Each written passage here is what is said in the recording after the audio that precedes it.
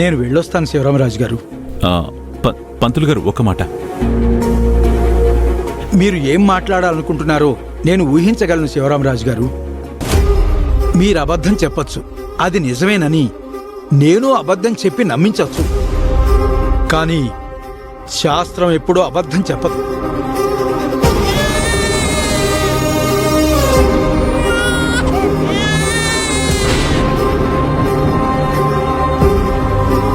జాతకరీత్యా అన్నపూర్ణ గారికి 2 సంతానం, అదే నిజం. కానీ అది ఎలా అంటే దానికి కారణమేమిటి, ఎవరు కారకులు, ఎందుకు జరిగింది అని మాట్లాడి నేను మిమ్మల్ని బాధ పెట్టను. తల్లి బిడ్డలని వేరు చెయ్యాలని ఎవ్వరూ కోరుకోరు.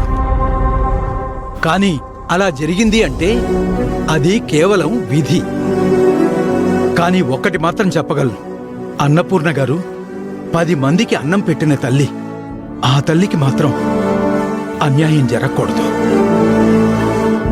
ఈ పూజ ఎలాంటి ఆటంకాలు లేకుండా జరిపించండి. మీ మధ్య ఉన్న అంతరాలు తొలగిపోయి ఆ తల్లికి కూడా భగవంతుడు ఖచ్చితంగా న్యాయం చేస్తాడు అన్న నమ్మకం నాకుంది.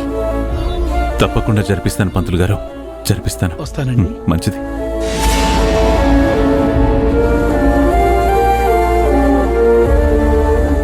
భగవంతుడా, రేపు నేను చేయాలనుకున్న పూజని ఎలాంటి ఆటంకాలు లేకుండా జరిగేటట్టు చేయి. మేమనుకున్నది అనుకున్నట్టు చేసేటట్టు చెయ్యి. పంతులు గారు చెప్పినట్టు ఈ 2 కుటుంబాల మధ్య ఉన్న అవాంతరాలన్నీ తొలగిపోవాలి. అన్నపూర్ణకి న్యాయం జరగాలి. నీదే భారం స్వామి.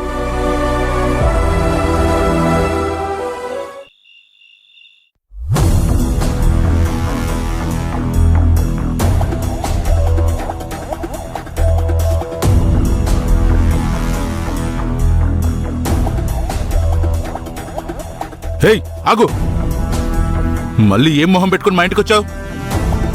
మా బావ నీ మంచి కోరి ఏదో చేయబోతే ఆయన నిన్ను మోసం చేశాడని మా అక్కని మా బావని నా మేనకోడల్ని కూడా అవమానించి పంపించావంట. నిన్ను మోసం చేసిన వాళ్ళతో నీకు ఇంకేం పనయ్యా? వెళ్ళిపో. అది కాదండి, నేను చెప్పేది ఒక్కసారి వినండి. వెళ్ళు. నేను కీర్తితో మాట్లాడాలని వచ్చాను. మాట్లాడాల్సిందంతా మాట్లాడావు కదా, ఇంకా తనతో మాట్లాడడానికి ఏముంది అక్కడ? ఆంటీ, అప్పుడు నేనున్న పరిస్థితుల్లో అందరూ చెప్పిన దాన్ని బట్టి నేను అపార్థం చేసుకున్నాను. అందుకే కీర్తితో అలా మాట్లాడాను. విష్ణు, వదిలేసే. ఇవాళ ఎవరో ఏదో అన్నారని మమ్మల్ని అనుమానించావు. రేపు ఇంకొకళ్ళు ఏదో అంటే నా కూతుర్ని అనుమానించవని గ్యారంటీ ఏముంది? నమ్మకాలు లేని చోట సంబంధాలు కలుపుకోవడం ఎవ్వరికీ మంచిది కాదు. అందుకే చెప్తున్నాను, దయచేసి వెళ్ళిపో. కాంచన,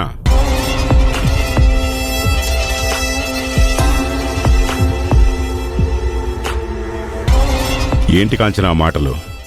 ఎంత కాదు అనుకున్నా విష్ణు మనవాడు. ఏంటి, నిన్ను అక్కని అవమానించిన వాడు ఇంకా మనోడంటావేంటి బావా? ఏదో చిన్నతనరా, తెలిసి తెలియక కనిపించేదే నిజం అనుకున్నాడు. చెప్పుడు మాటలు విన్నాడు. పెద్దవాళ్ళం, మనం కూడా ఆవేశపడితే ఎలారా? వద్దు డాడీ.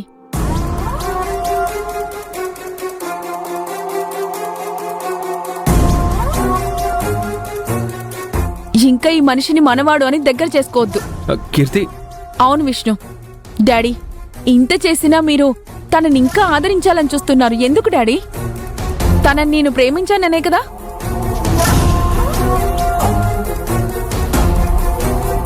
లేకపోతే మన స్థాయికి ఏమాత్రమన్నా సరిపోతాడా తను? ఏమాత్రం సరితోగలేని తనని దగ్గరకు చేర్చుకోవడానికి కారణమేంటి? కేవలం నువ్వు ఇష్టపడ్డావనే కదా. అందుకే కదా ఏ స్థాయి లేకపోయినా తనని ఇంటి అల్లుడుగా యాక్సెప్ట్ చేశాం. కానీ ఇతనికి నీ ప్రేమ మీద గౌరవం లేదు, మీ డాడీ మీద నమ్మకం లేదు. అలా అనొద్దా ఆంటీ? మా ఇంట్లో వాళ్ళకంటే నేను మిమ్మల్ని ఎక్కువ నమ్ముతాను. మా అమ్మ కంటే నాకు కీర్తి అంటేనే ఎక్కువ ఇష్టం. ఇప్పుడు నువ్వు చెప్పిన మాటలే నిజమైతే కనుక మా బావని అనుమానించేవాడివి కాదు కదా. అయినా ఇంకా నువ్వు నమ్మినా నమ్మకపోయినా మేం నమ్మడం అనవసరం నిన్ను. బాబు, నీ బతికేది నువ్వు బతకవయ్యా. హలో, నా మేనకోడల జీవితం ఏదో తను చూసుకుంటుంది. బామర్ది, ఈ ఆలస్యం వద్దని చెప్తున్నాను కదా, అర్థం కావట్లేదా? సరే విష్ణు, అయింది ఏదో అయిపోయింది, దాని గురించి వదిలేసాయి. సరే, నువ్వెందుకు వచ్చావు? ఆ ఇంట్లో నాకు అసలు మనశ్శాంతి లేదండి. అసలు అక్కడ నాకు ఉండబుద్ధి కావట్లేదు. ఏమైంది విష్ణు? నీకు తెలుసు కదా కీర్తి, ఆ లలిత వేద అంటే నాకు అస్సలు నచ్చదు అని, నన్ను విడిపించడానికి ఆ లలితే కారణమని చెప్పి అందరూ ఆవిడ్ని ఓ ఆకాశానికి ఎత్తేస్తున్నారు. నువ్వు ఈ కేసు నుంచి బయటపడడానికి ఆ లలిత హెల్ప్ చేసింది కదా, ఆ ఆనందాన్ని పంచుకోవాలని మీ అమ్మ లలితని పిలిపించి అందరూ కలిసి గోరింటాకు సెలబ్రేషన్స్ చేసుకుంటున్నారన్నమాట.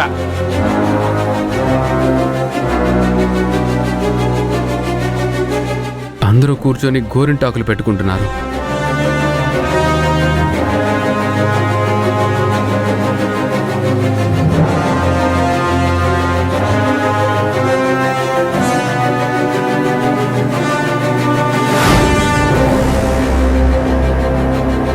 ఇప్పుడు రెండు కుటుంబాలు కలిసిపోవాలని, క్షేమంగా ఉండాలని, ఏదో గృహశాంతి పూజ ఏదో జరిపించాలని అనుకుంటున్నారు.